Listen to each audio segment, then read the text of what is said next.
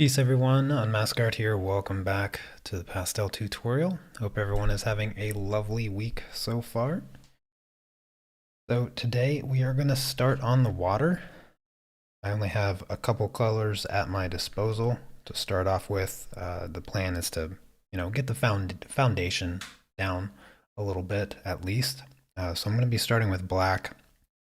Be doing most of it with black, and the other color, the 760, obviously not this one, that one's broke, but the 760 color will be used.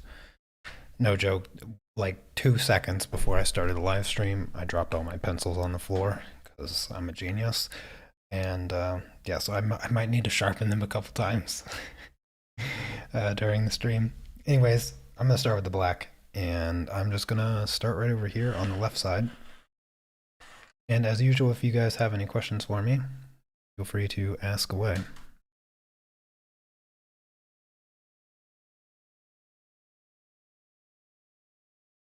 No construction noises today, fortunately, so be able to stream for as long as I want.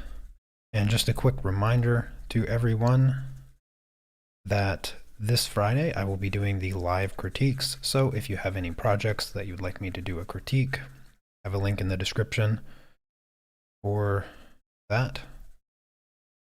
Just join the Unmasked Family Facebook group and you will see the post in the announcements. Hello there, Tishki, Paulo, Dahlia, Megana, Dottie, Barbara, Diane, Cherry, Claire, Susan, Robin, Sergio, good to see you as well.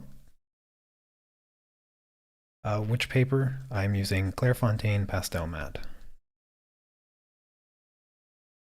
I have links for it in the description. Oh, Paulo answered the question. Thank you, Paulo.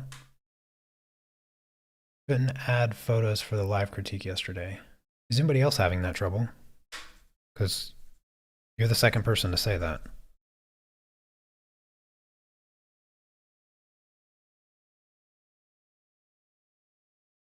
Maybe I messed something up. Did I mess something up on the post? I mean, I didn't change any normal settings. Hello, Anushka. Good to see you.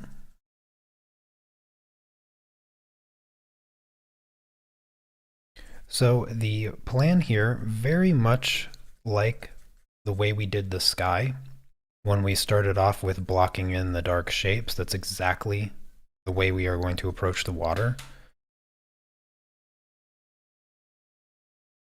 Doing it this way prevents you from getting bogged down in all of the intricacies of the texture and details that water generally has, especially water that's, a stormy sea and a bunch of waves crashing everywhere.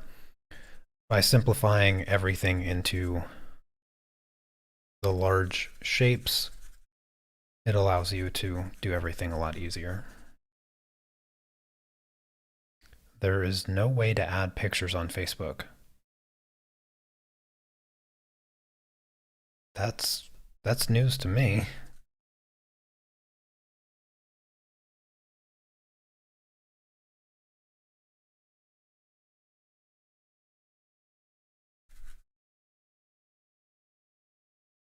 Yeah, Diane, if you could have a quick look at the post and let me know. I actually haven't checked to see if anybody has posted any of their work on the link. Usually there's a few already that have posted work, but I actually haven't looked.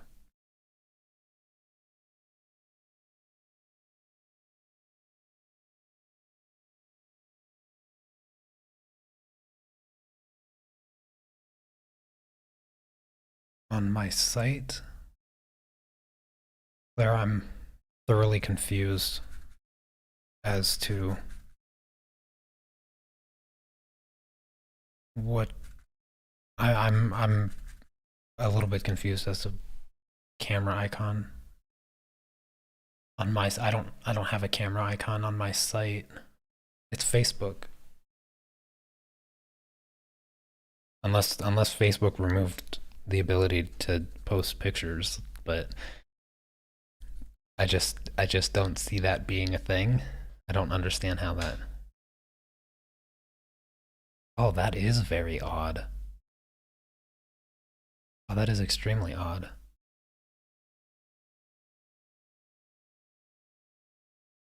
Oh wow. Um, well, I will figure out a solution to that. That is very strange.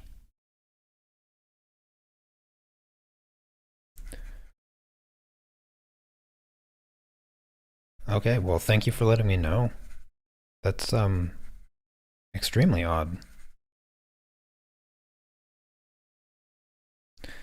Well, in the meantime, there still will be a live critique, and I will find the cause of that issue there on Facebook and resolve that. So, regardless, join the Facebook family if you're not already and you want to participate and submit your artwork. And I will repost the announcement and make sure that it's working this next time. So it will be corrected after I finish today's stream. I will correct that immediately. So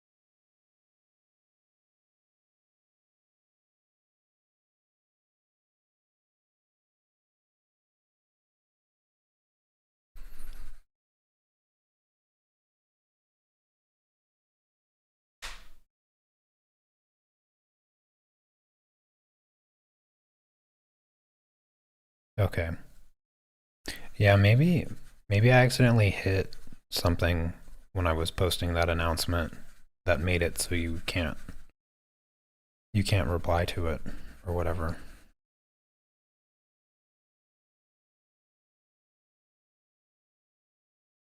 I gotta be honest, I don't really use Facebook that much anymore. I try to limit my use of it to essentially none.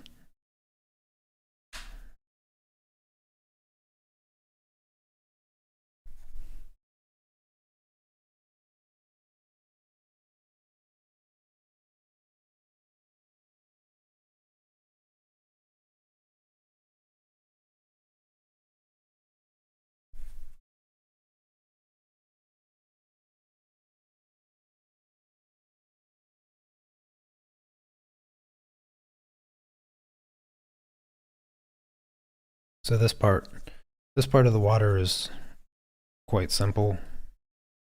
As you can see, I'm just working in my line art and filling in the shapes.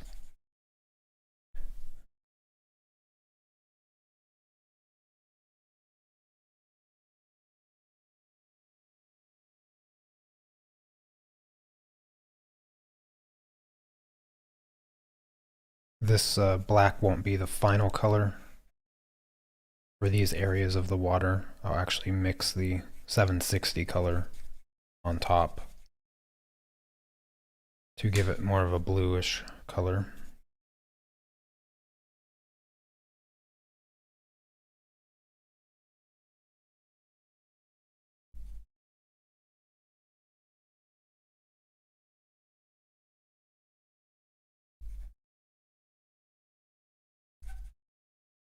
Hello there.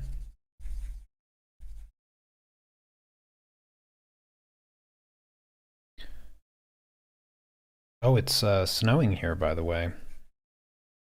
Yeah, I checked. I needed to check the temperature because I was extremely cold.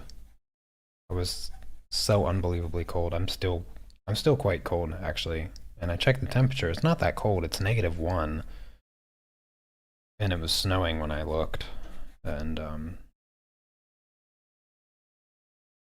I had to put on a second sweatshirt and my um, my Under Armour pants that I usually wear when I go snowboarding. So I'm wearing two sweatshirts, pants that I usually wear for snowboarding with sweatpants over top and extra thick socks. And it's like I was sitting here freezing before I put all that on, and I'm still cold. Crazy. This might be the coldest I've ever felt inside my own flat. Pretty crazy. How's the weather with you guys? I imagine some of you are quite cold as well. Yeah, I guess some of you are also quite warm. Lucky.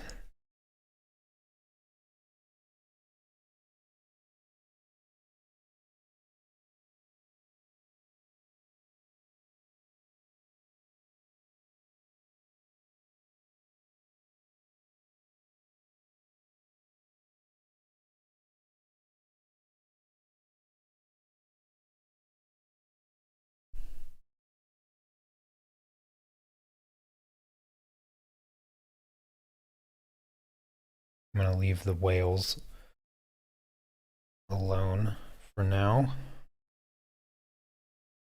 Put those in later.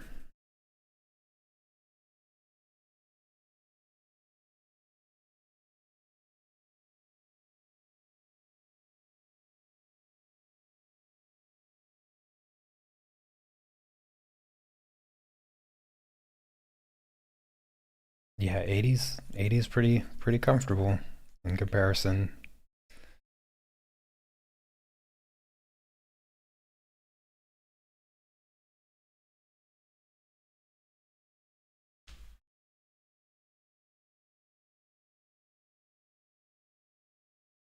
Oh, you've already had a lot of snow? Yeah, we don't get too much here in Poland. We don't get like the snow covering the ground kind of thing very often. I mean, only a couple times since I've been here has it really covered the ground at all.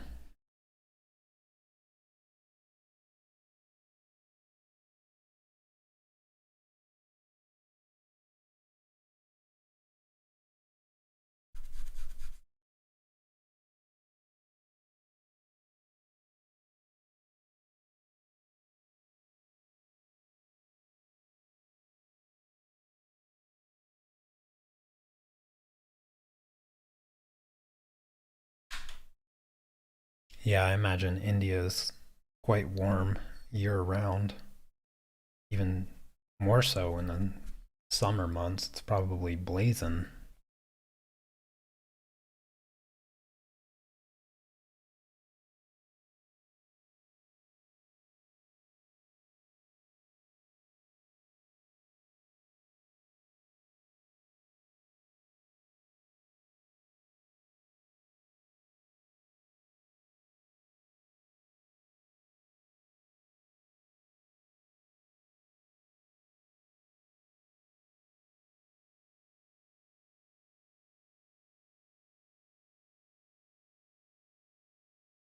Oh, hey there, John. Good to see you.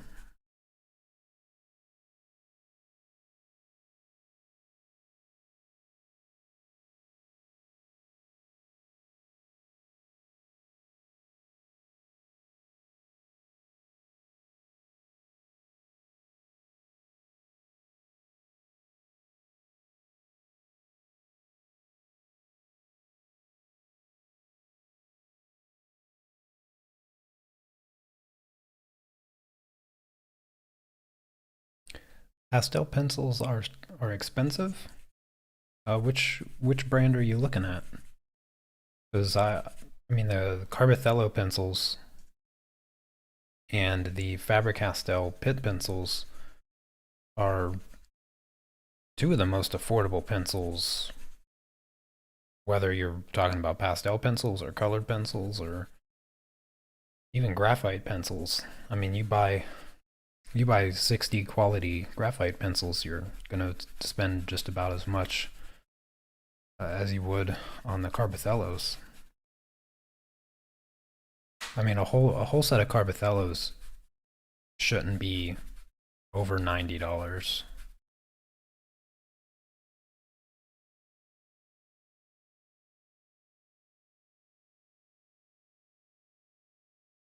They're usually about, I don't know, $1.15 to like $1.40 per pencil, somewhere in that range, depending on where you buy them from and all of that.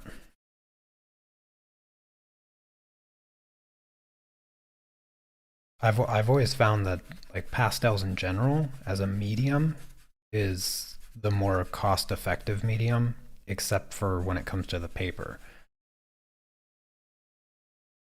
With colored pencils, the price is kind of split between both the pencils themselves and the paper. The pencils are a little bit more expensive, but the paper is a little bit cheaper than pastel matte. But then some people even use pastel matte for colored pencils, so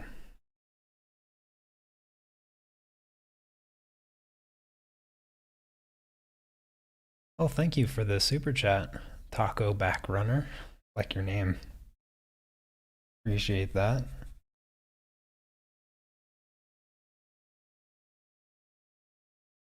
Spray or brush varnish for oil? I always go brush. I think spray varnish is I think I think spray varnish is a waste of money, to be honest with you, because like if you go by milliliters that you pay for, you're going to spend a lot more money on the spray varnish and you're going to get a lot less out of it because the fact that the way that it comes out, um, you're never going to get 100% out of a spray can, but you'll get really close out of a jar of varnish that you can, or a can of varnish that you can use a brush on. And to be honest with you, if you're concerned about like the final brush strokes, that's not how varnish dries. You always varnish your oil paintings flat, and the varnish, if it's even a decent quality, will level out. It will level itself out, so you won't see brush strokes in the varnish.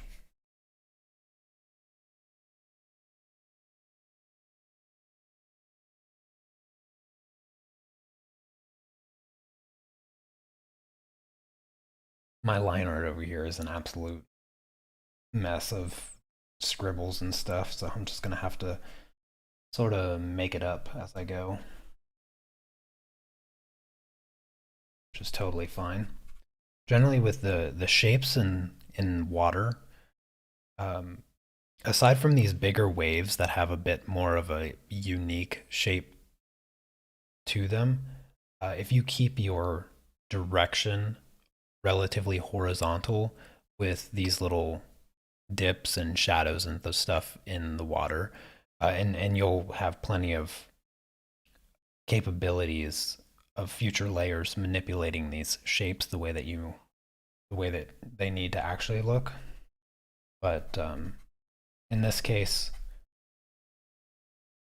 for these shapes that I can't really see anymore in my line art, just keeping a sort of horizontal direction will be good enough to make the water texture. So it doesn't have to be perfect. If you happen to have lost some of your line art the way I have here, then just just sort of use a horizontal direction like these Z shapes that you see in these kind of shapes here. These will naturally happen water.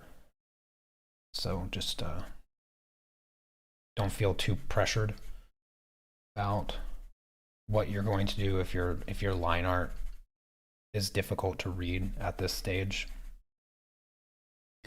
Do I delete my streams? No, I do not.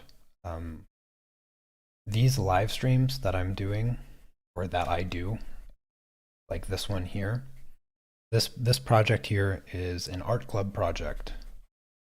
So all of the artwork that you see me doing is art club projects, which is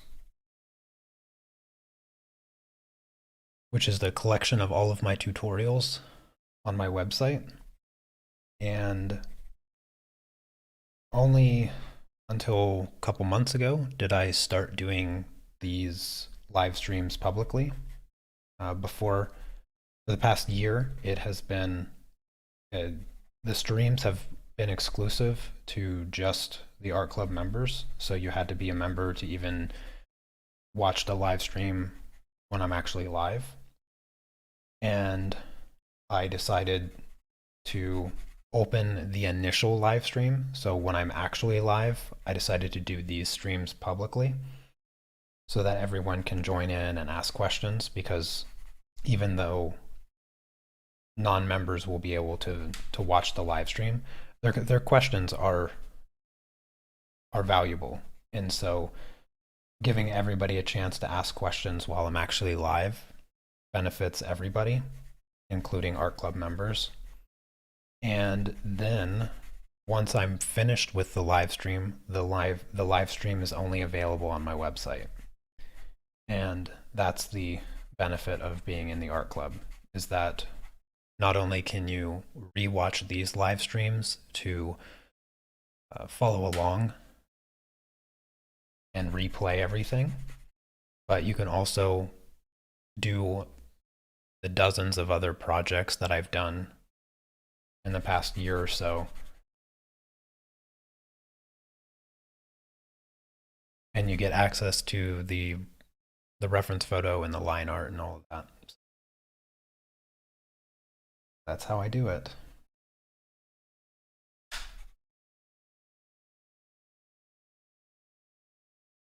But it's been really nice to have the initial stream actually be public, meet a lot of new people, and get some good questions. You're planning on buying pastel pencils. Can mistakes be erased? Well, let's see. Nobody called me out on my little scuff when I started. This is a black line. I was like moving my pencils or something. I was like moving something, and I scratched my black pencil across my paper right here, and I left a black line. So here's just a regular rubber eraser.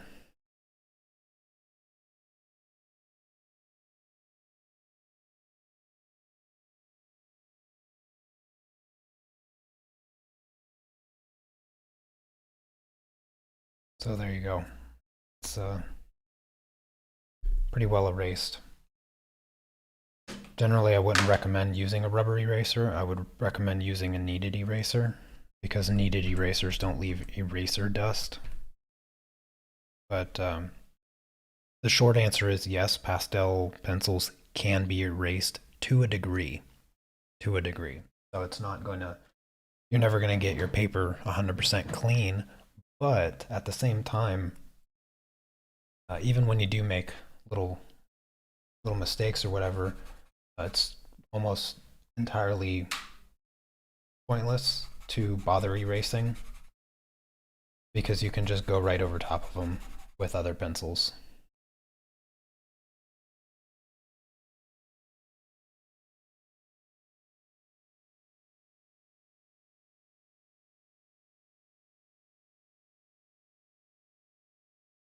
And if you want to see an area like this, I'll just grab my kneaded eraser and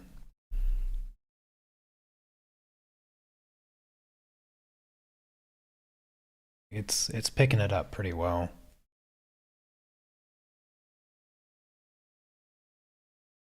You can get it fairly clean. You can definitely get it clean enough to the point that when you layer another color over top of it, it picks up quite a lot. Once you overlay another color on top, you won't see it beneath. So, how did I color the sky?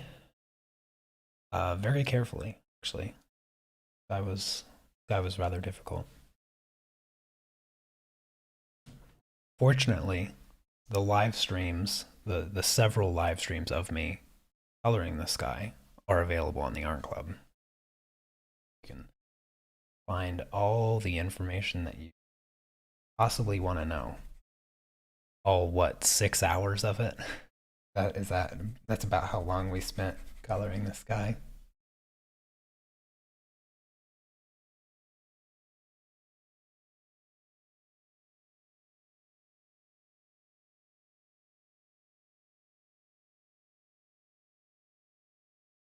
Yeah, all of this stuff here, I have no line art for, so I'm just scribbling in some shapes.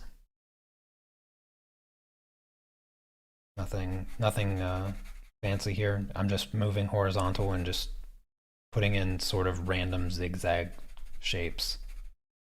And that's about it. These ones, let's go back here. Shape here. Can't really see it too well, but some kind of shape.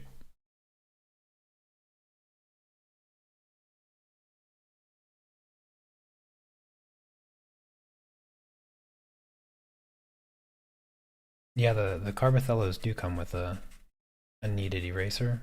Do they come with a kneaded eraser? I can't remember.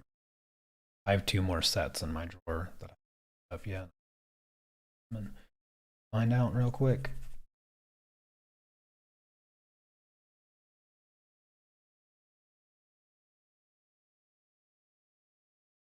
Oh, hey there, Cece. Good to see you.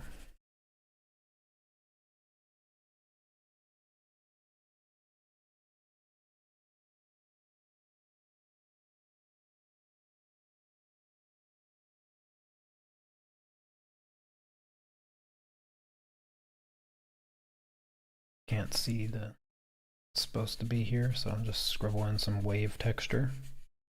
Now, when it comes to the waves, I was saying that, keep your lines horizontal. The direction of your lines change as soon as you start hitting a wave, and instead of horizontal, they follow the curve of the wave, which it's curling. So that's one thing to keep in mind. Let's just put in the flexion or the shadow of the boat here of this kind of abstract shape.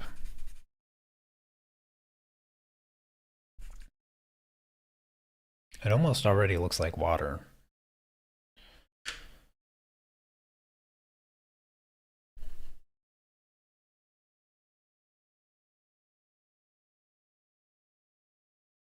Yes, there's 2 orcas in the picture here. There's one right here, and there's a smaller one that you can't really see, but it's right here behind the other one. And yeah, they're often referred to as killer whales. But I spent enough time in Washington State while I was in the military and university that I refer to them as orcas, because if you call them killer whales when you're in Washington, people jump down your throat. They're not killer whales. No, that kind of thing. So I just call them orcas.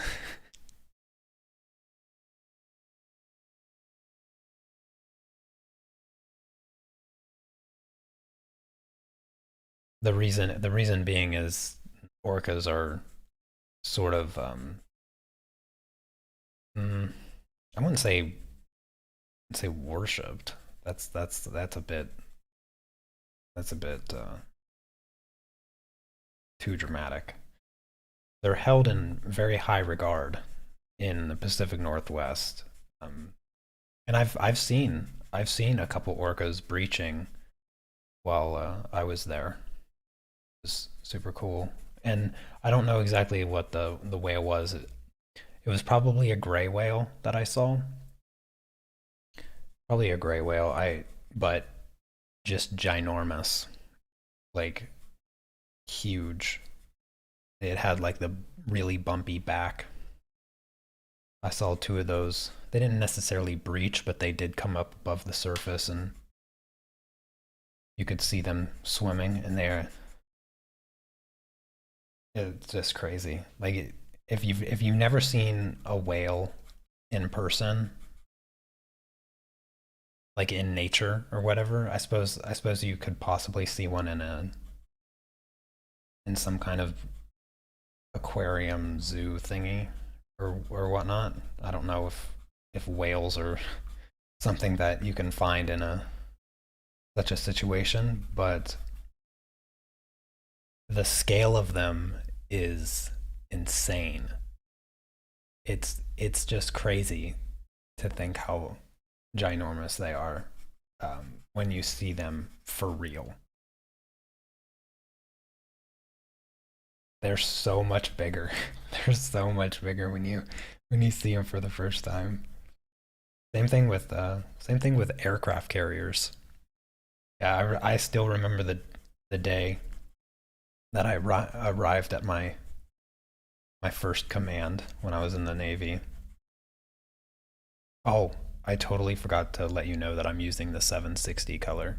So I'm going back over top of my black now with the 760 color. And I'm expanding beyond the black. So I'm not just coloring right on top of the black, I'm making the shapes a little bit bigger.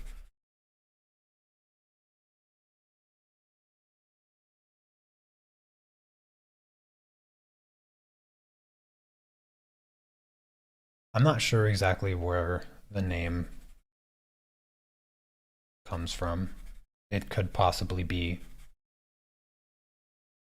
some of the natives that the name is derived.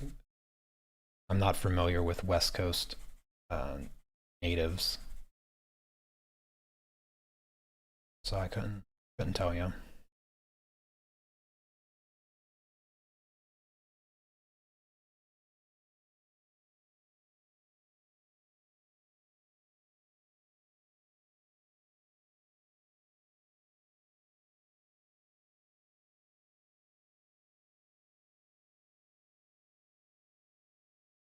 Oh, sorry, Taco. Missed your question there. The best way to blend pastel pencils. So the best way to blend pastel pencils is actually to just use the pencils themselves. That I would say is the best way to keep things nice and smooth.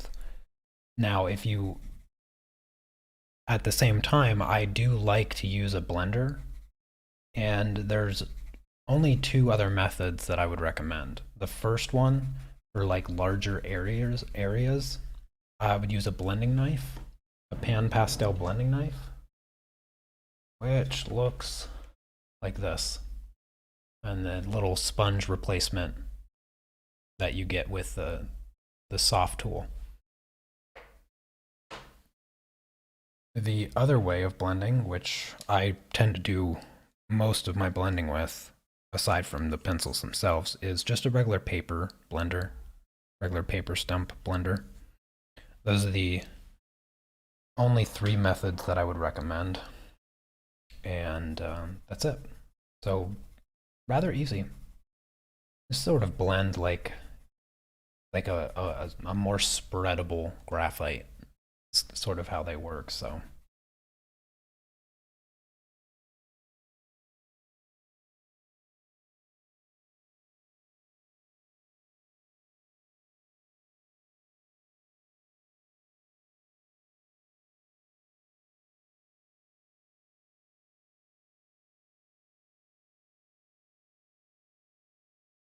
yeah, so the whales that I saw in Washington was totally by happenstance. There was this uh, it's I have to describe it as a beach. It's probably the least comfortable beach in the world. Less sand and more rocks, but Cece, you were there when you came out and visited 1 year where we picked up all that beach glass, whatever it's called. That little area there that's right behind the naval base in Everett. I would bring my dogs there all the time and just let them run around and play in the water. But I was standing there. I was standing on that beach. A lot of people go swimming in that area too.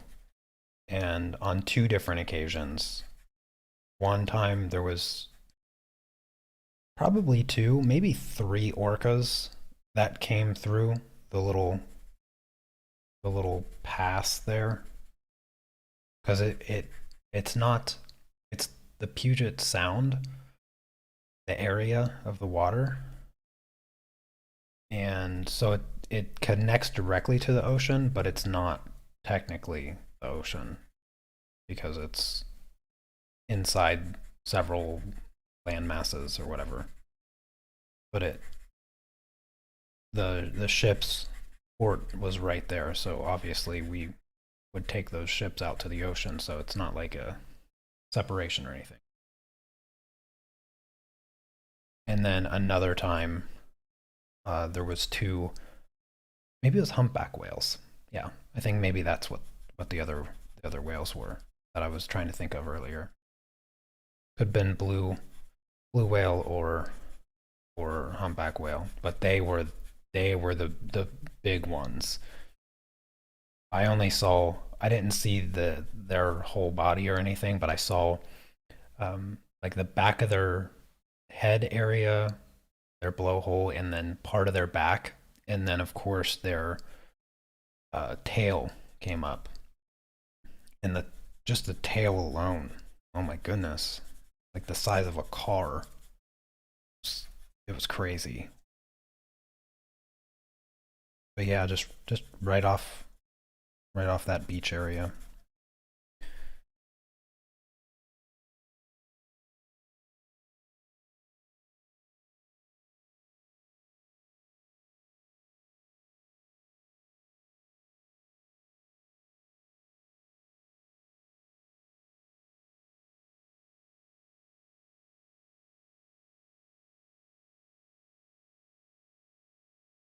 I'm still using the 760, by the way. Just continuing to fill in these colors. The next color I'm going to use is the gray, and that's where I'll work the midtone value of the water, and we'll get a lot more texture there. It probably really start to look like water at that point. Haven't added any new colors, by the way. These are the same colors that we used in the sky so far. So only yesterday did I add a new color, and that was the red for the lighthouse. But the water here has a bit higher saturation of green, so I'll probably grab like a tealish color or something to add to the water later on to really give it some sparkle.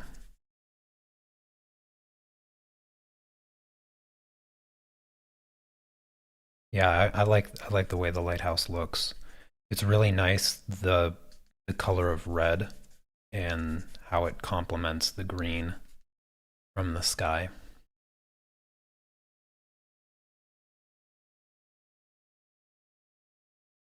No, I did not. I did not get any photos of the whales because, like I said, I went to this beach all the time, like tons and tons of times. I love to take my dogs there, and so I wasn't prepared. I mean, the first time the first whales that I saw were the orcas, and that was after like 2 or 3 years of living there, or something along those lines. And then the next set of whales was, maybe a month later or something like that, and I never saw any more after that. But it was very brief also. I saw like the orcas, they just went by like really quick, and they weren't super visible, but they came up out of the water a little bit and sort of disappeared. There's a lot of seals right in that area, so they were probably hunting since there was a couple of them, and I didn't see any splashes or anything along those lines, so I didn't see them actually hunt, but I imagine they maybe chased out a seal or two.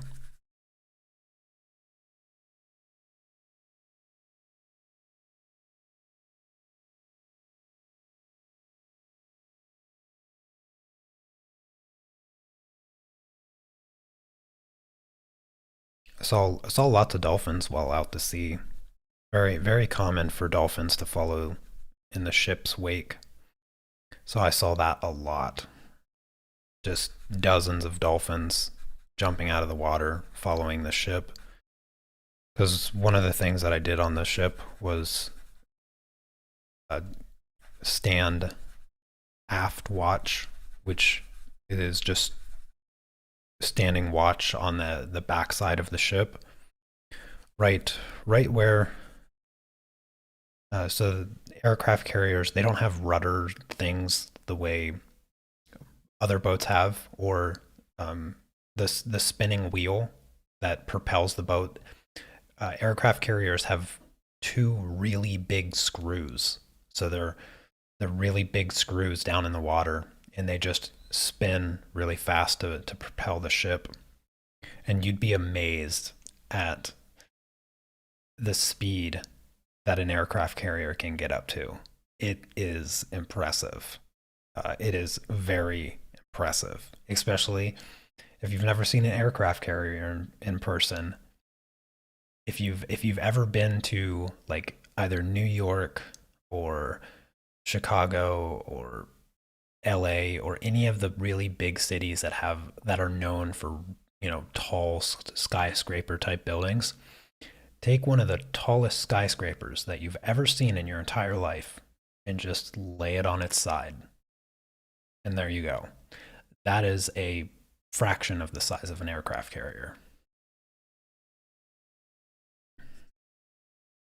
And to think about how fast it goes, 32 knots. I'm not sure what that is in miles per hour. I think it's around. Correct me if I'm wrong, but I think it's around like 45 miles an hour. That's fast, and to get that size of a ship up to that speed, goodness. But yeah, um, anyways, standing watch on the back of the ship. See dolphins all the time. Okie dokie. Done with the 760. So I'm going to use the 704 now. And majority of the water will be filled in with this color. This is just a foundation color, so it's not going to be it won't be like all the water, but it will be a majority of it. The only thing left will be the highlights of the water.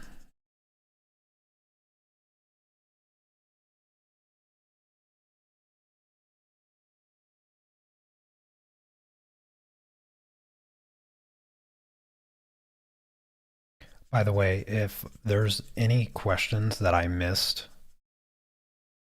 feel free to ask them again. I try to do my best not to miss anybody's questions, but sometimes you guys get me talking about my own stories, and then I forget to look at chat for a half hour.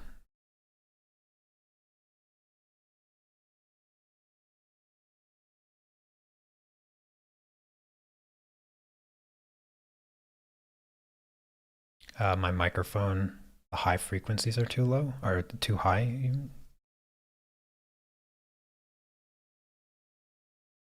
Here, I'll turn it down a little bit.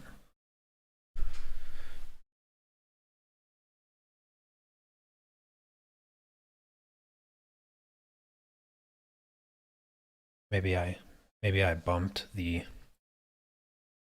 Maybe I bumped the volume knob a little bit, but I'm using a Shure SM70B or SM7B,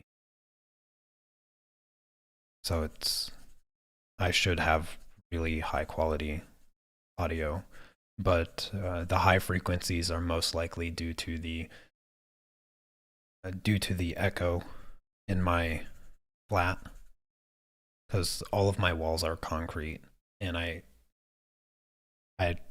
have my mic turned down and really close to mitigate as much of the echo as I can. But unfortunately, it's hard to to prevent the echo. And I know that I could do sound dampening on my walls, but I'm not trying to have a bunch of foam hanging all over my flat, because I don't think my wife would appreciate it.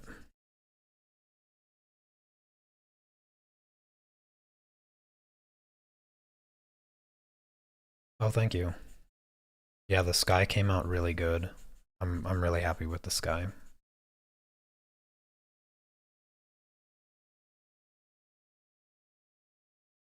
Yeah, I don't have any top end treble turned up on my microphone. I have the mic set to flat, actually. Cherry, actually, I disagree. I disagree, Cherry. I think that having more line art in the water, regardless of how little you have, as long as you have the whales, you should utilize the whales in the boat to help guide you in creating the water. Remember, just keep the lines horizontal on anything except for the direction of the actual waves, and you'll be good. It will take a few layers. The water will not look very water-like for a while, but I think getting a little extra practice with drawing and feeling more comfortable is always a good thing. So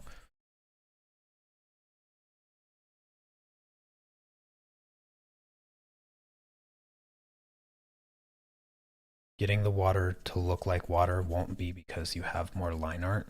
It will be because you capture the texture and motion of the shapes. And though you could sort of capture a bit more of that with more line art, it would be next to impossible to put it into practice. You know what I mean? Because if you imagine that you put a whole bunch of line art into the project here, trying to figure out what shape is supposed to be what color, and then even differentiating the shape uh, as to what it's supposed to be, whether it's supposed to be a highlight or a shadow or something,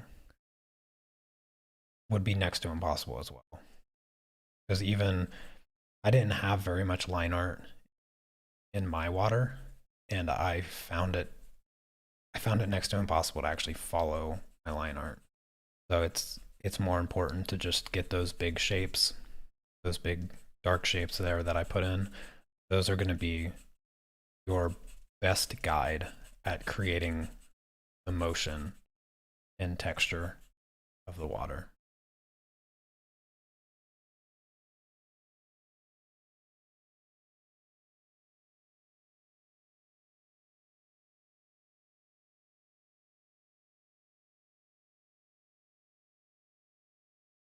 Yeah, for water, I really like to use the posterization to look at the reference photo. Blur is helpful, but I think posterization helps you identify shapes a little bit more coherently, since the program does it for you. So I have the regular reference, and then I have a posterization at like level 8 or something along those lines. Actually, I can check what it is exactly. No, it's 5. I have posterization at 5, and it really cuts the shapes apart nicely.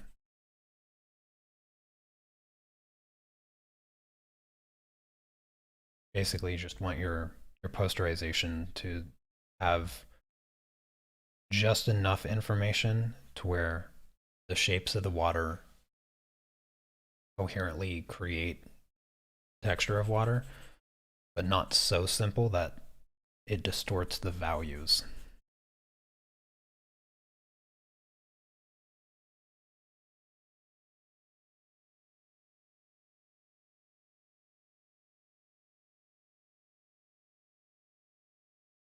And for anybody curious as to what Diane and I are to, both of us use Photoshop for looking at our references. I use Photoshop for looking at my references.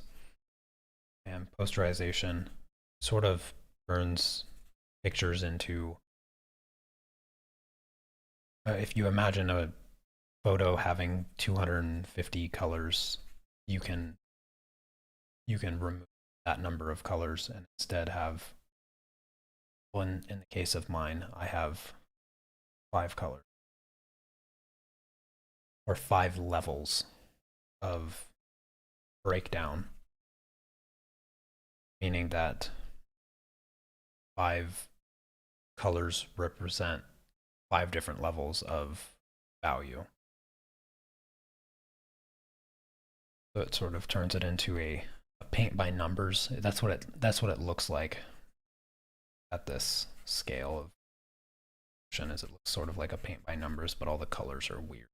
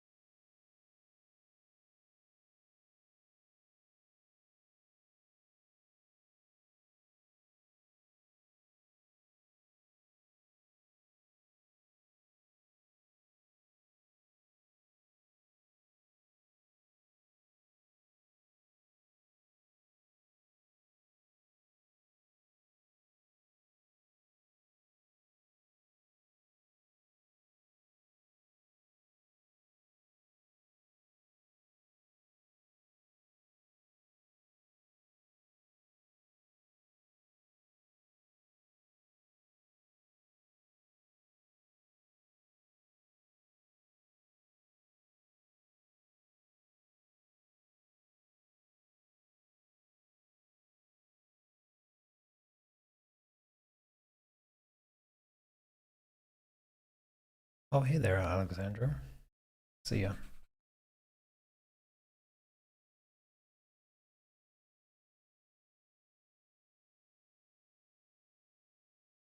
Now in this area here, it gets a little bit more complex as there's a lot of lighter tones running through darker areas. So the majority of them happen like right to the just to the right of this whale here. So sort of in this area. That's where a majority of it is still highlighted.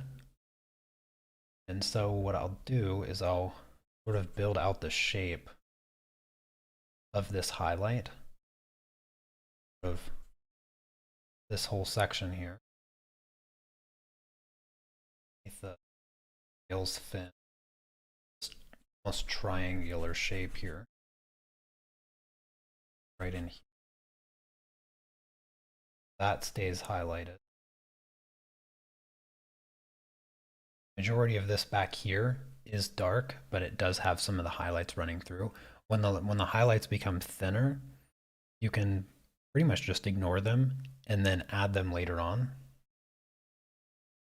At the bottom of this whale, splash. All of this is colored. There's a little sort of all of this bottom of this actually a highlight.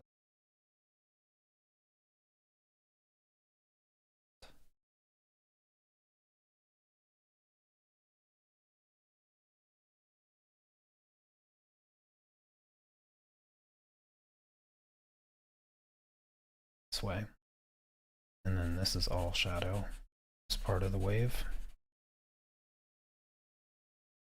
But like I said, you don't have to be exact. It's more about capturing the motion. So those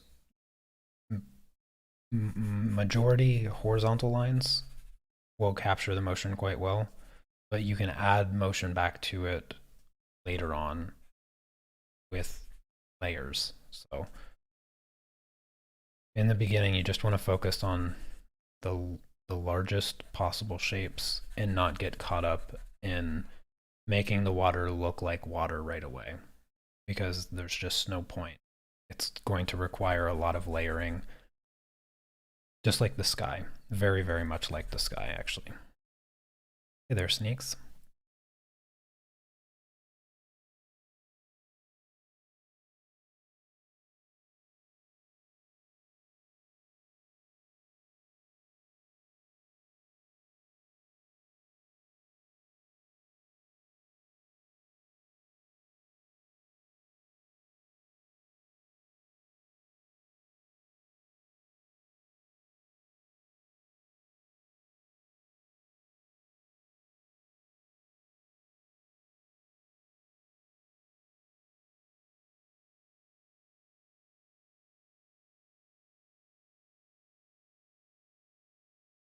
Pretty much everything over here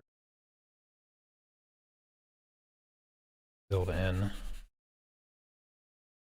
I'll jump back to the right side.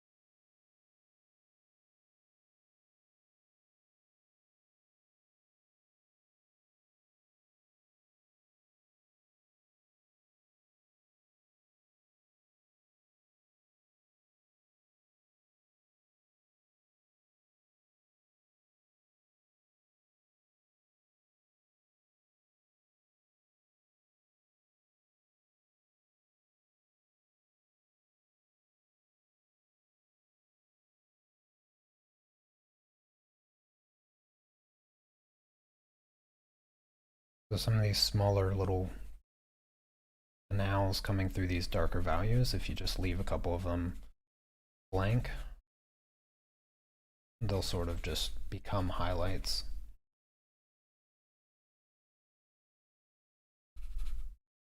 Then again, you can always add those highlights back in later layers.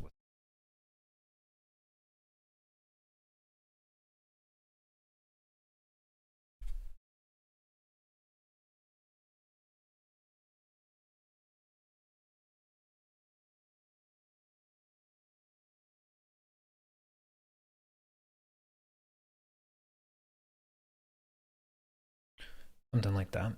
Looks pretty water-like.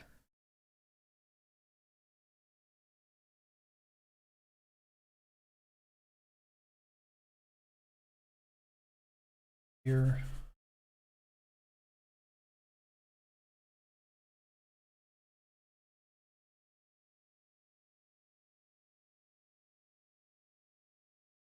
Obviously the water gets more detailed as you come closer to the viewer.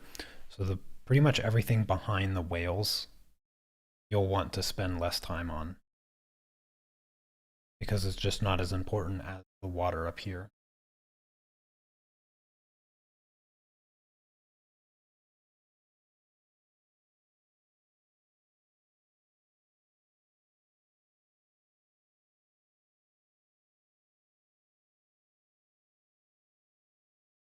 Sort of just scribbling in these shapes real loosely. Coming back to fill them in.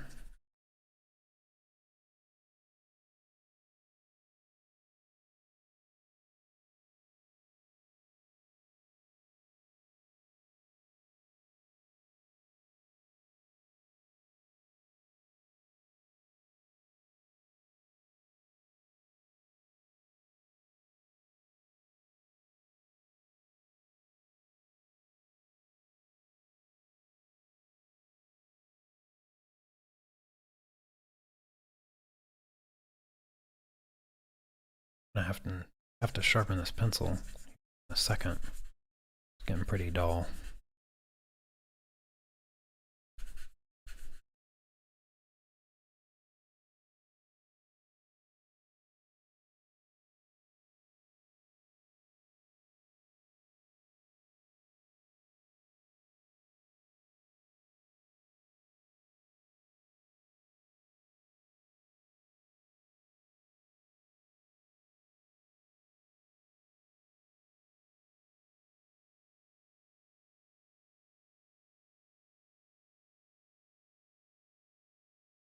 So for this area here, the texture of water, the easiest way to get the texture of water when it's relatively settled, but you have like the small ripples, the smaller waves, and the way that waves will generally be created in water is not from a single direction. They will be coming from one side like this and another side like this at some sort of angle. And when the waves come into each other, they crisscross like that and they create this pattern. When you take this crisscross pattern and you flatten it into perspective, the way that the water is, the way that you're viewing it at a perspective, is you get these little rectangles. They're not really rectangles in perspective. So when you get rectangles in perspective, you sort of get a shape like this.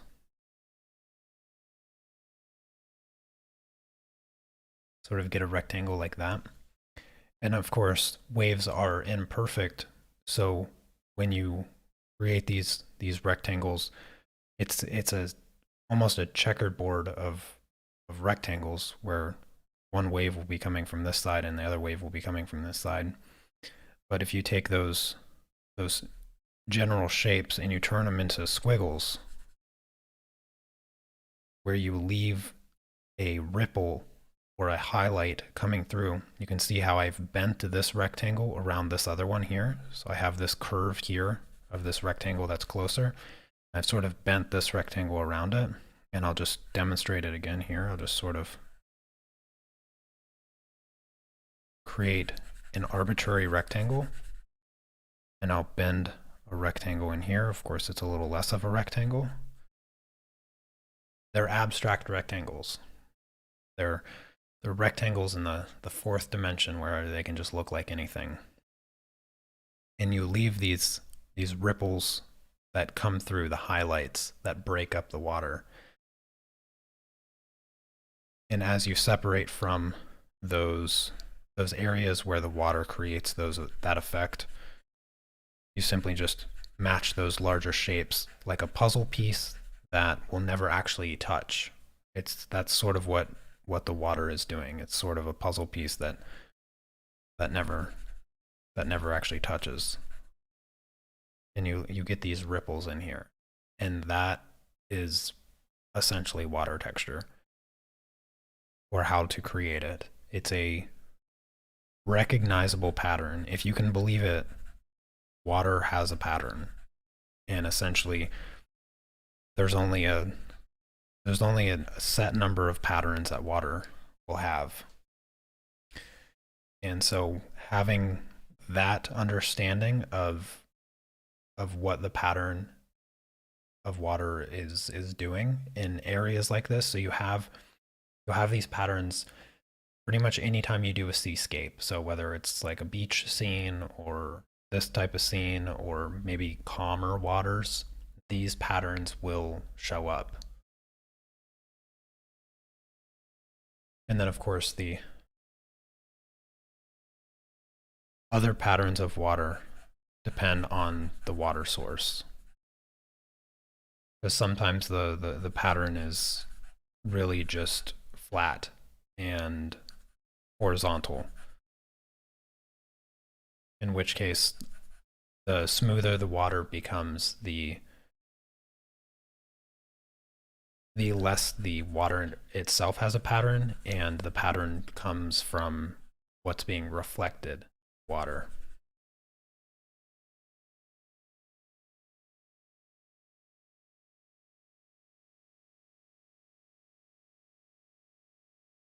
Hopefully that made sense.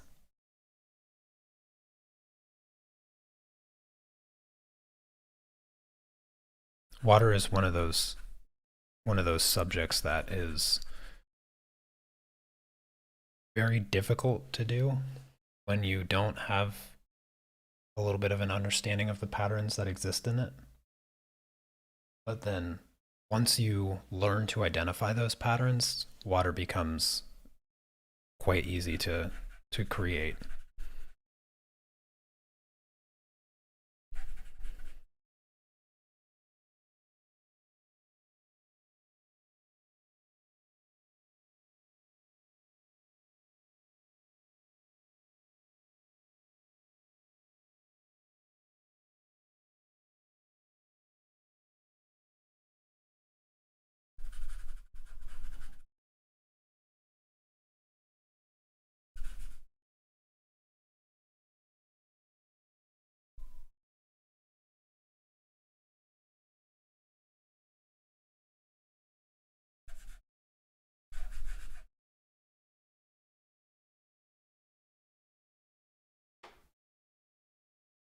All right, so the last color for the day will be the 700 gray.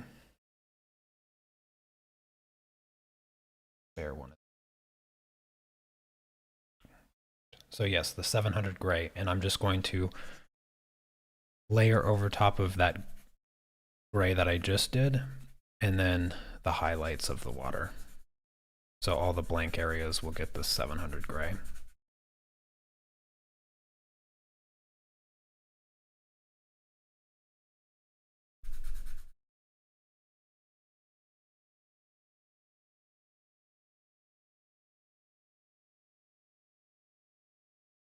Any questions so far? Anything unclear about the process of doing the water?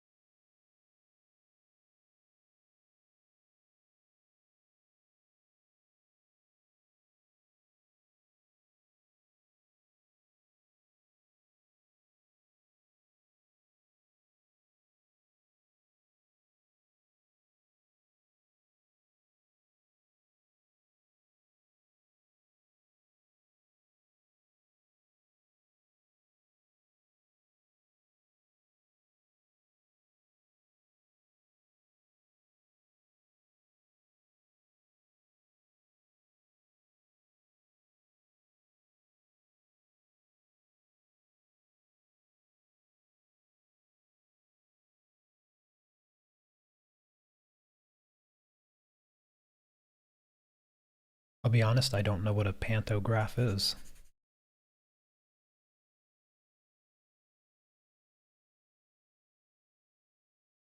Or how it relates to rectangles. You have to let me know what pantograph is.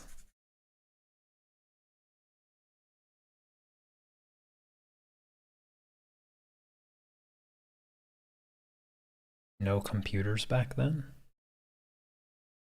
Okay, so did possibly.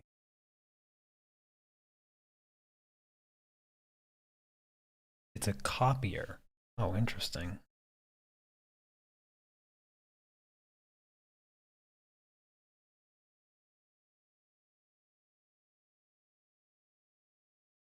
Yeah. Well, that's good. I like that my explanation is easy to understand.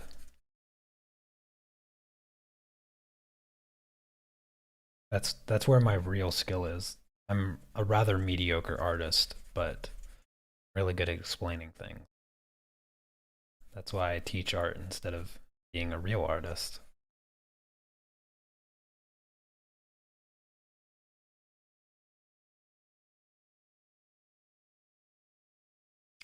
Oh, okay. I think I I think I can picture what you're referring to. I've seen something similar to that. Don't construction workers use it? Yeah, yeah, yeah. I was gonna say, I think construction workers use something similar to that when doing flooring, because they it allows them to copy the shape of like a corner and then cut that into the flooring that they're laying down. Or they retooled that instrument to be used in such manner. But yeah, that's cool.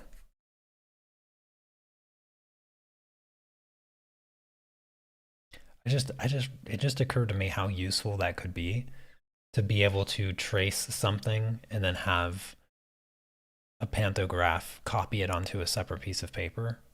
That would actually be like really really cool tool.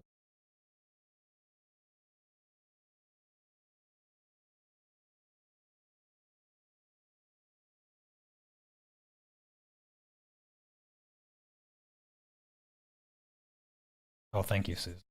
Appreciate that.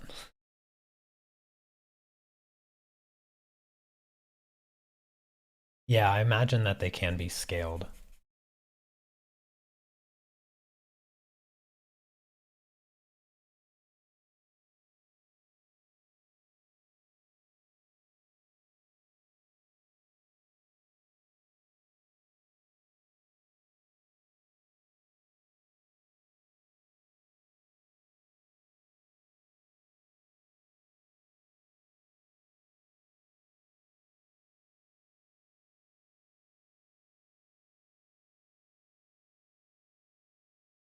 I gotta try to figure out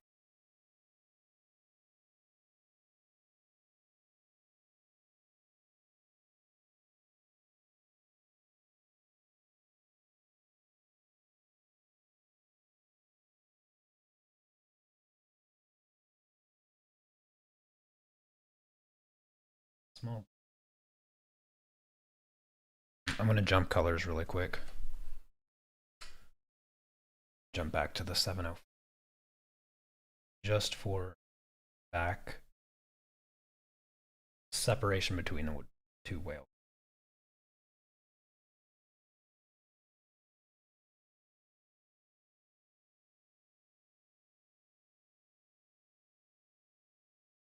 Yeah. All right, going back to the 700.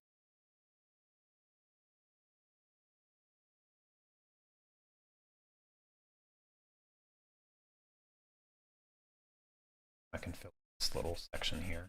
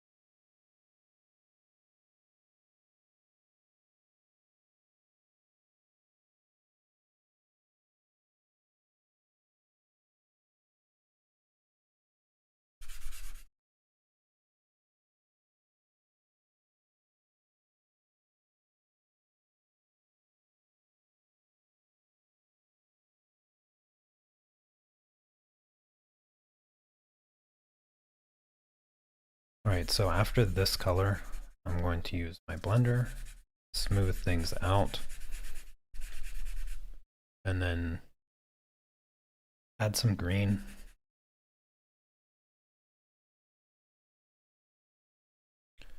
But what do you guys think so far? You think it looks like water?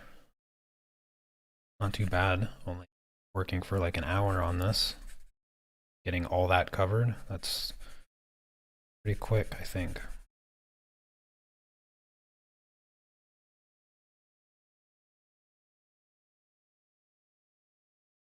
I don't have the only green that I want to use in the water. I want to use something a little bit brighter, tealish, sort of emerald green. I'm going to boost the amount of green in the water in comparison to the amount of green in the sky. But I won't be adding that color today. Probably actually be able to finish the water potentially next Monday, but no need to rush it.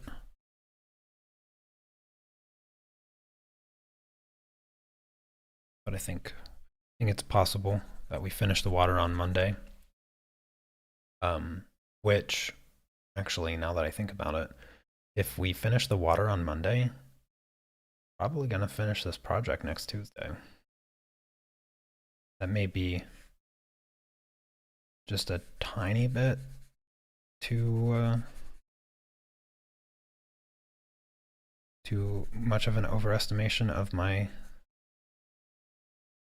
speed, because I'm not trying to be fast in any way. But I think it is a possibility. If we don't finish this next week, then for sure the following week. And after we finish this project, so just so it's not gonna come to a surprise, after we finish this project, this will be the last Pastel project for this year. Because at the end of December, I have a chess tournament, so I will be gone for the remaining of December, and I will not be back until January 6th. So about 14 days, I will be gone playing chess, which means I won't be streaming. So hopefully that was obvious.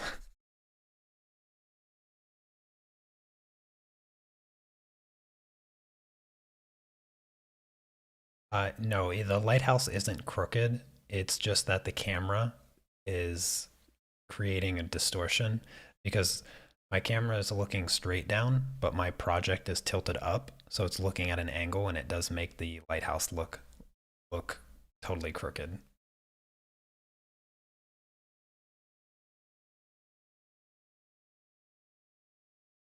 Yeah, December will be a perfect time to catch up with all those personal projects you've been slacking on.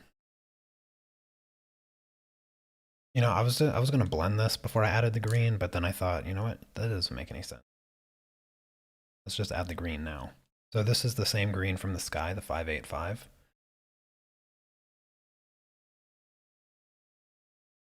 Start sprinkling this in here.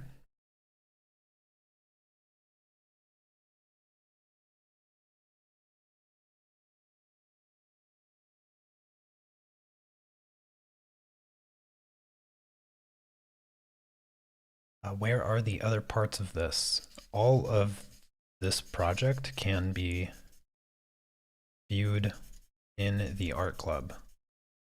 If you want to join the art club, the link is in the description. And not only will you be able to see this entire project, but all of the other projects that I've done. And all future projects that I intend on doing. The other thing that I haven't talked a lot about recently is what I'll be doing next year. So one of the things that I'll be introducing to the art club is the monthly.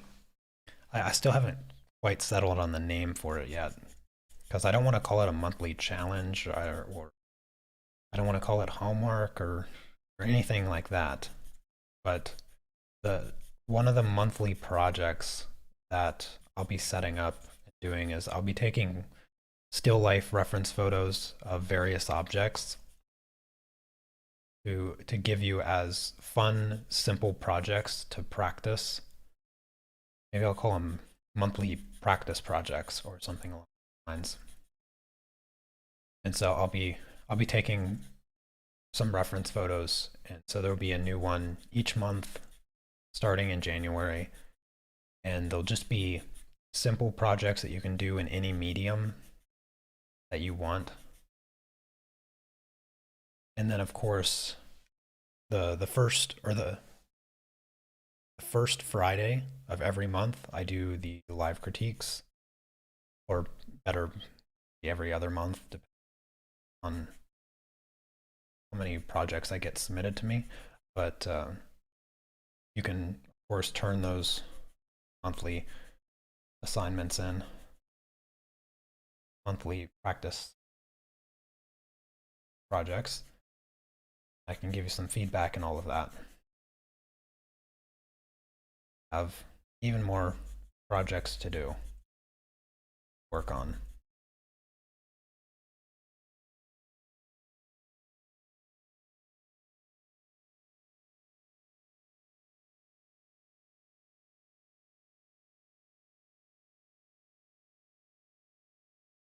Exercise, yeah. Good. Monthly exercises.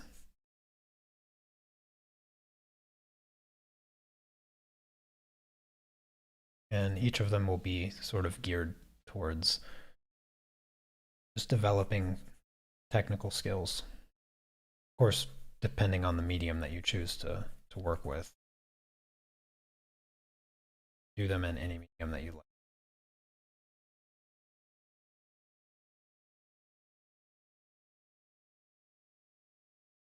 The next Pastel project that we'll be doing, I believe I mentioned it last week. The next Pastel project that we'll do is a landscape. Brother doing the project for him, sending it to frame and hang up in his house. So it will be like a forest, mountain, grass, and then be some other stuff to come, that project.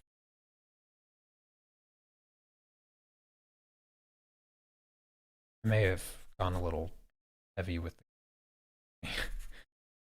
pay a little bit more attention to how much green I'm adding to my water here.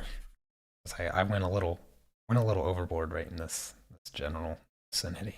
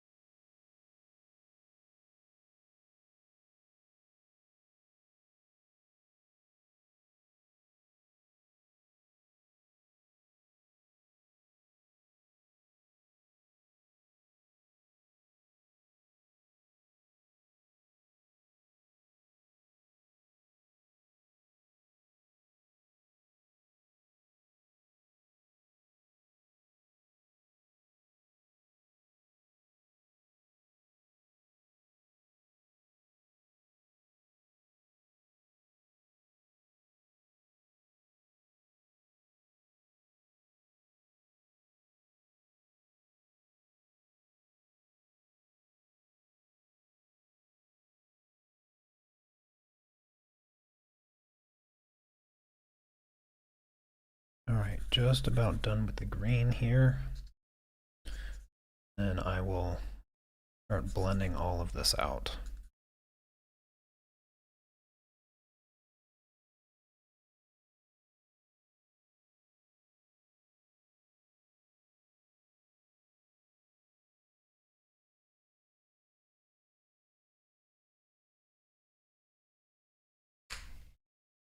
Okie dokie, time to blend it. So I'm just gonna grab my paper blender, start randomly in the center for absolutely no reason, as opposed from left to right. And I'm going to stick with the lighter values first, just so there's less color contamination. I'll do lighter gray and the green stuff.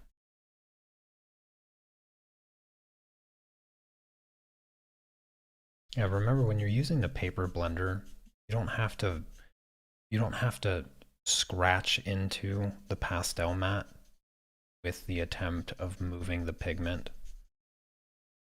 I can assure you that if there's enough pigment on the paper, it will move with relative ease. So if you find that when you're blending with your paper blender that the pigment isn't moving, that is a key indicator that there's just not enough. And so if that is the case, we're seeing that, I would put down the blender, continue applying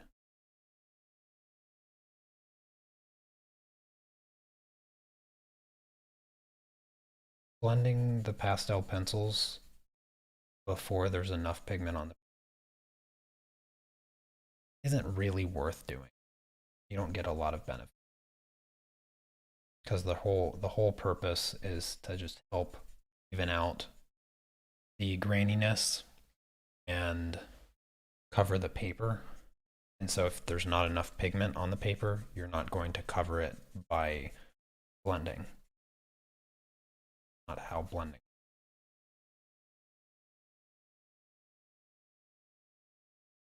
Is that a whale right by the ship? Oh, this right here? No. It does have a little bit of the shape of a whale though. It has almost the shape of a whale. I noticed that when I initially put it in. I was like, wow, that shadow looks a lot like a whale.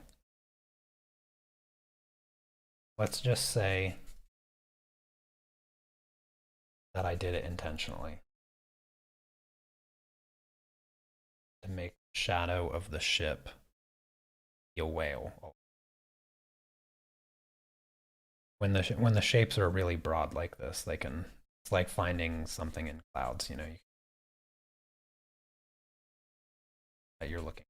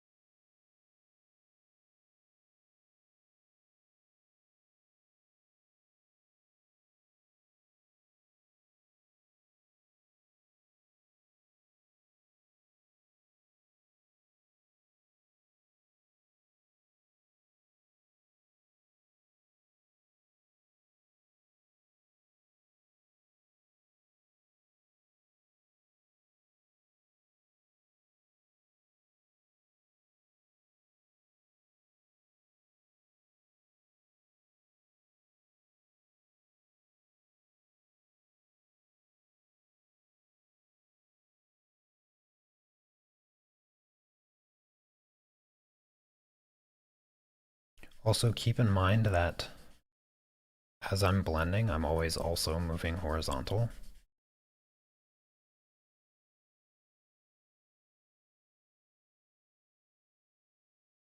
Forgot to mention that. That's an important factor in the blending process. You want to maintain that direction to preserve the direction of the water.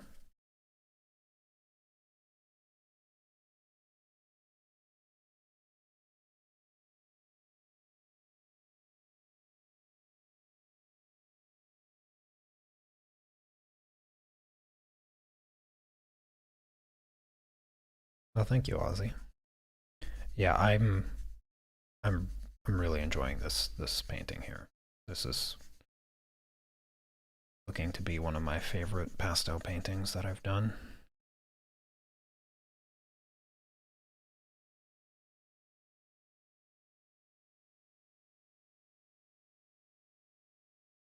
I enjoyed making the composite reference for this project as well.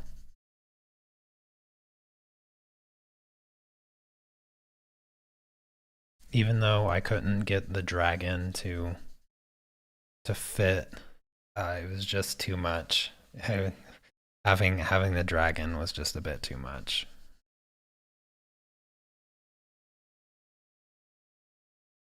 Not enough real estate on the paper to squeeze in a good looking dragon. It would have just felt too busy and just quite there. I am glad I took out the third whale that was over here.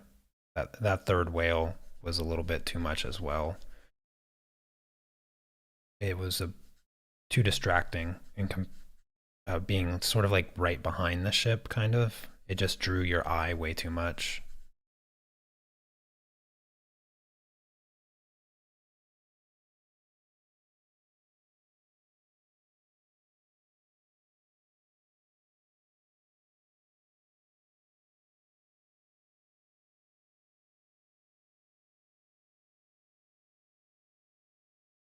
Oh, hey there, Jess. I'm glad you're able to catch a live stream.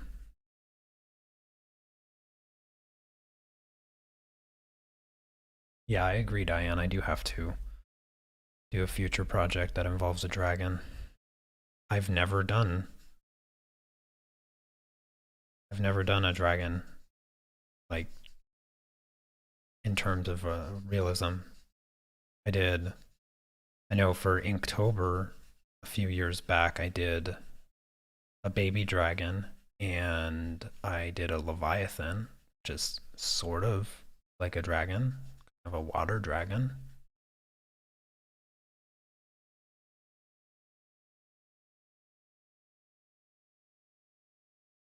All right, now that the light stuff is blended out, I can come and do the darker blue black shapes and soften the edges, especially in the back. These shapes in the back here really need to be softened a lot.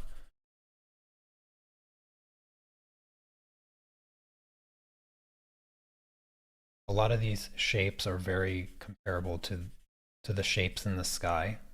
Saying when we were working on the sky that even when you think the edges are really crisp and hard edges, they're not. They're still gradients, and the water is very much the same. The dark shapes, they look very stark,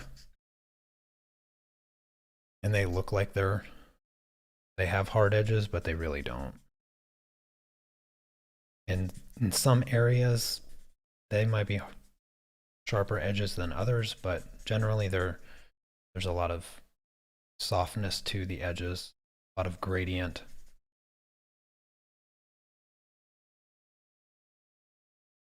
Water is soft after all.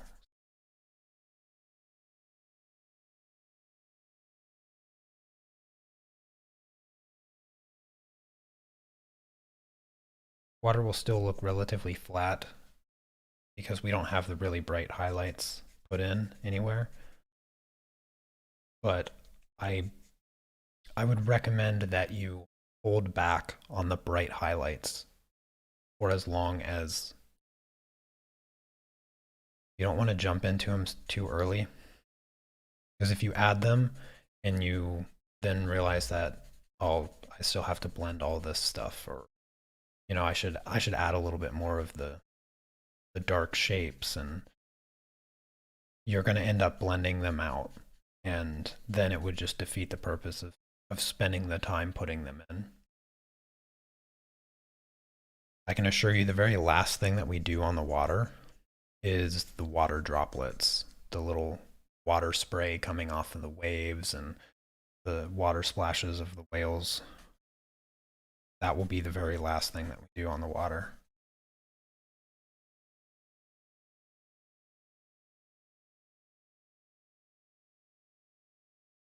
The color changes and the values in the water, of course, take priority above. So that's where I want to to spend your time and energy for a majority of the time. The details of the water are going to be quick.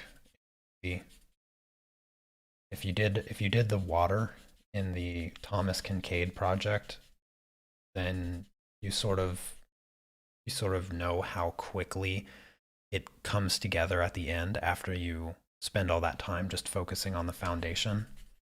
And this water here is no different. Just because this water has more motion in it and it has waves doesn't change the fact that the time that you spend on it needs to be focused on the foundational colors and motion of it with little to no detail put in at all.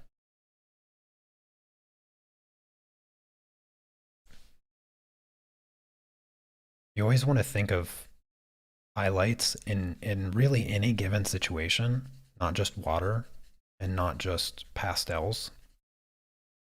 You really want to think of highlights as being the forwardmost object. So the general rule, and it's a rule that I recommend following, is to work backwards forward. So always do background, always do the furthest objects first, and then do the most forward objects. So in that thinking, if you take highlights to be the forwardmost object, then you always do them last.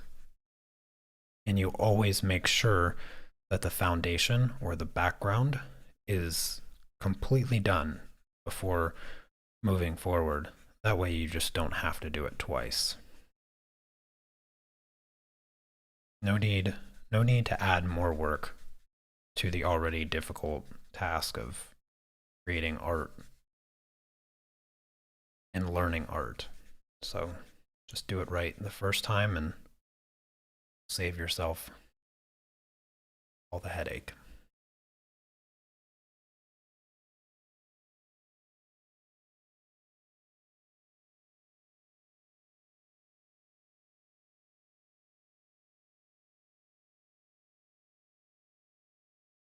Now the first pastel project of the year will be the project I'm going to do for my brother. Escape.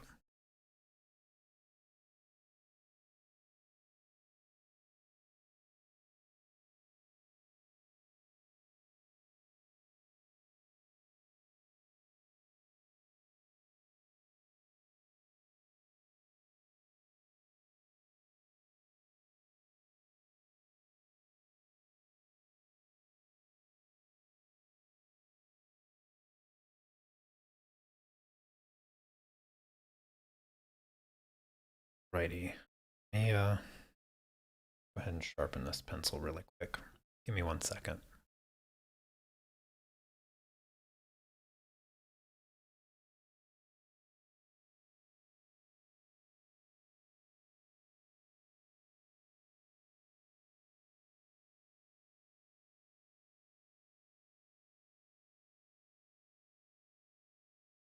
All right, I'm going to use a 700 to just do another pass in the water for the bright stuff.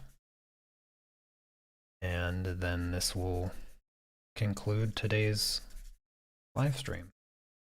So while I'm finishing up this quick layer, this just quick additional layer to the lighter areas of the water, if you have any questions for me to ask, I'll answer them before I go.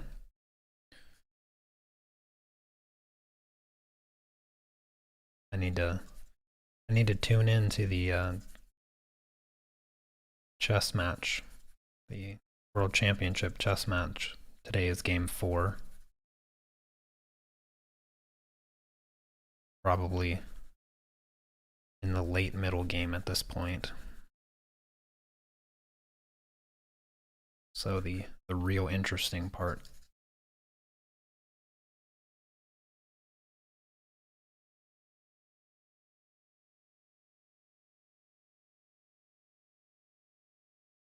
Oh, thank you, Robin. Glad to hear it.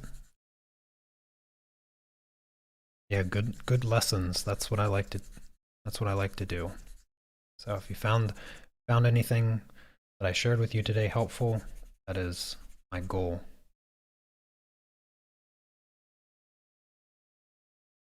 My number one care.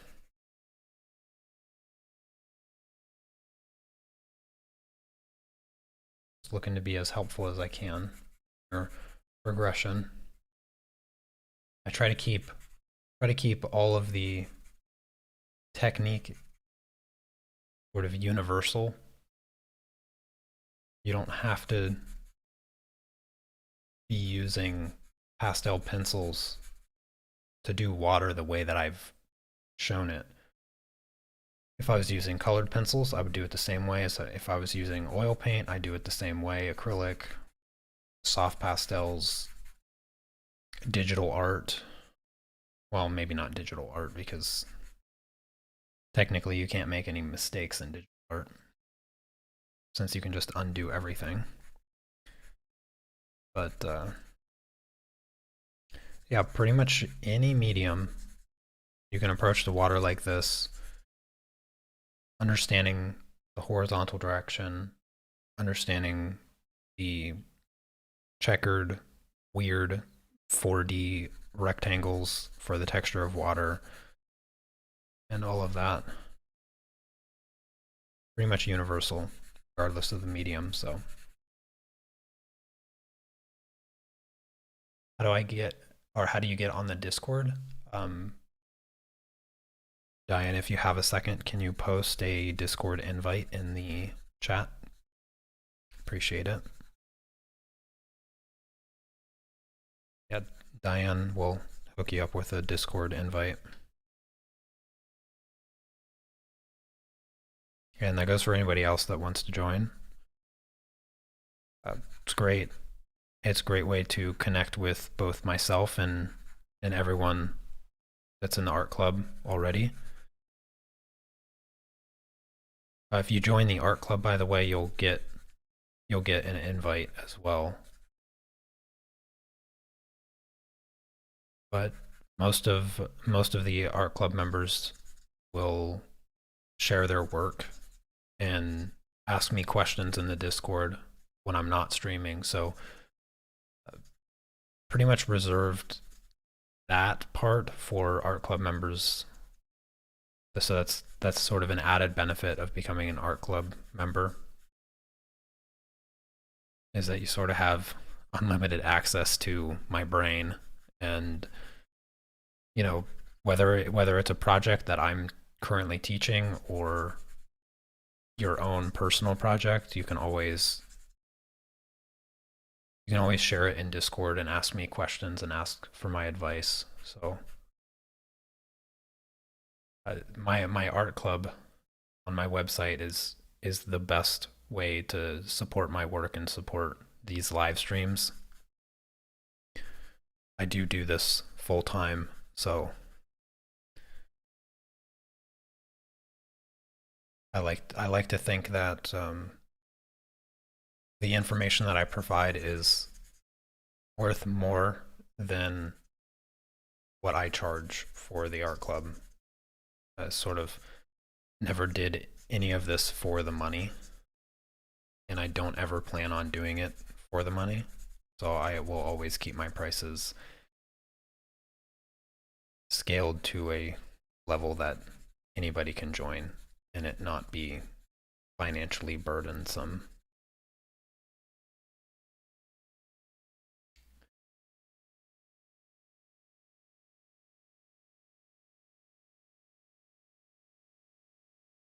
How many art club members do I have? About around 200, I think. It it's been creeping up there, real close to a 200, which is like 100 more than I ever had on Patreon, which is really great. It's yeah, it's been fantastic. Been fantastic. And I greatly appreciate all of the support you.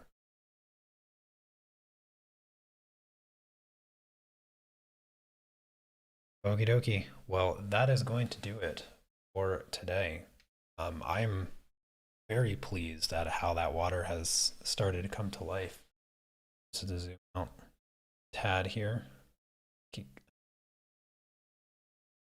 have to move my pencils to get the whole picture in frame, but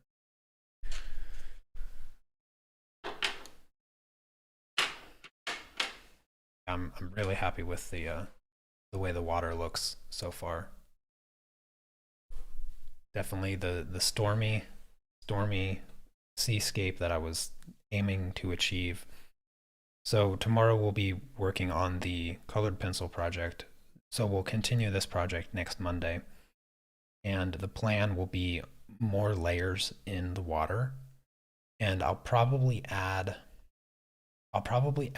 two new colors for the water. I want to get like a brighter emerald green and also a teal blue. So those two colors will make really big changes to the way that the water looks. Right now the water looks very, very gray, which is fine, but not really. Anyways, that is going to do it for today. So thank you guys so much for hanging out. I really appreciate it, and have a fantastic rest of your day. And I'll see you tomorrow. Take care.